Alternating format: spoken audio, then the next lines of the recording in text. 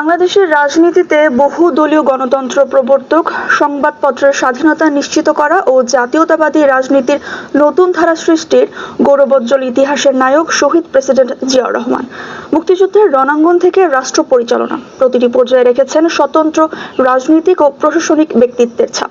খুব কম সময়ে রাষ্ট্র পরিচালনার সুযোগ পেলেও তার শাসনামলকেই দেশ গঠনের ভিত হিসেবে মূল্যায়ন করেন বিশ্লেষকরা।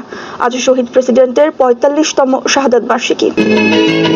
১৯৩৬ সালের ১৯ জানুয়ারি বগুড়ার গাবতলীতে জন্ম নেয়া জিয়াউর রহমান পাকিস্তান মিলিটারি একাডেমি থেকে কমিশন লাভ করে যোগ দেন সেনাবাহিনীতে।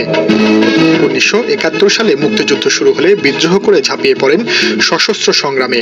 সম্মুখ সমরে অংশ নিয়ে এপ্রিল থেকে জুন পর্যন্ত ১ নম্বর সেক্টরের কমান্ডারের দায়িত্ব পালন করেন। এরপর তিনি ১১ নম্বর সেক্টর কমান্ডারের দায়িত্ব পালন করেন।